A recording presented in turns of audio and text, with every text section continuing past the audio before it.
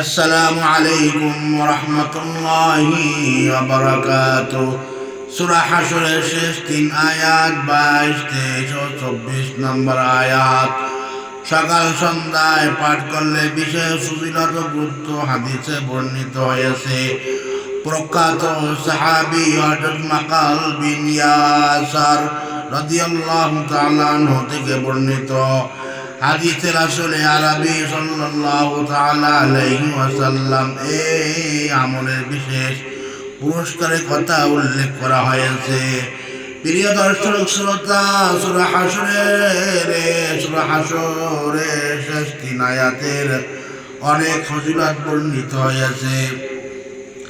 তার ভিতর থেকে আমি 3টি আমলের কথা আপনাদের সামনে পেশ করব, আপনাদের সামনে বলবো।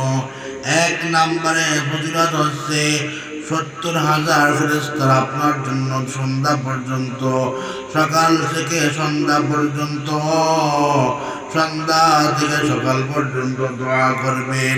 কি দোয়া করবেন? আপনার মাগফিরাতের জন্য দোয়া করবেন। 2 নম্বরে শাহাদাতের মর্যাদা লাভ হবে। যদি আপনি সকালে দোয়া করেন বা আমল করেন, ওই দিন যদি মারা যান সন্ধ্যার ভিতরে, তাহলে আপনি শহীদের মর্যাদা লাভ করবেন।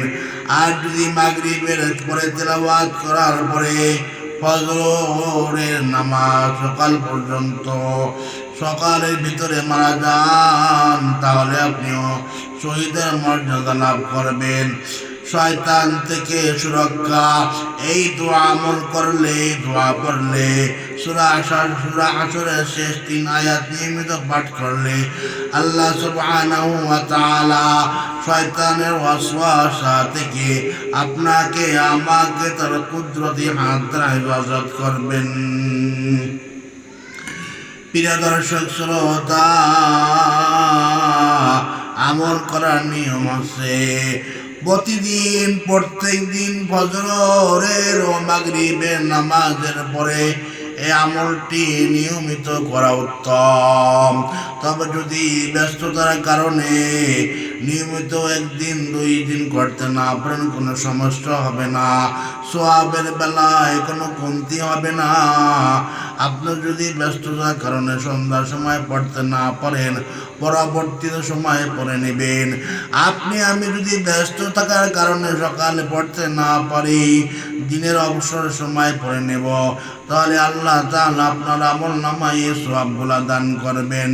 ও আমার প্রাণের দর্শক শ্রোতা, এই আমলগুলো কোনো অবস্থাতেই আমরা ছাড়ব না। 1 নম্বরে হচ্ছে 70,000 ফেরেশতা।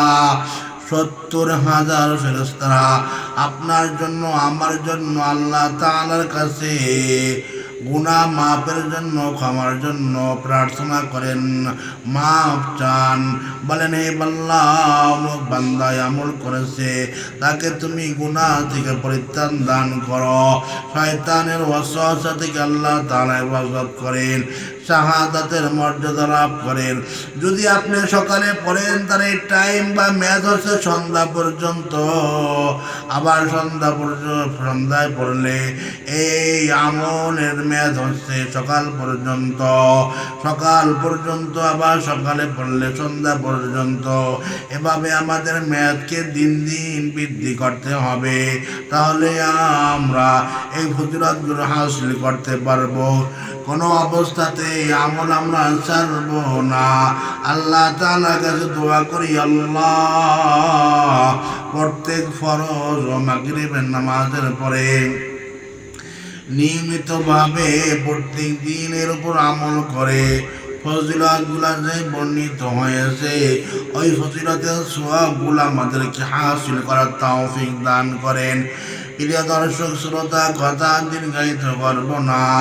আমি অদমের জন্য দোয়া করবেন, প্রার্থনা করবেন, আল্লাহ তাআলা যেন আমি অদমকে সুস্থতা দান করেন, হেদায়াত দান করেন, ঈমানের উপর অবিচল থাকার তৌফিক দান করেন। আমিও আদম আপনাদের জন্য দোয়া করি, আল্লাহ তাআলা আপনাদের এই মনের আশা আরজু আকাঙ্ক্ষাকে পূর্ণ করে দিন এবং আপনাদের মনের বাসাকে পূর্ণ করে দিন। আপনাদের গুনাহগুলো আল্লাহ তাআলা মাফ করে দিন। আমিন আমিন। আসসালামু আলাইকুম ওয়া রাহমাতুল্লাহ।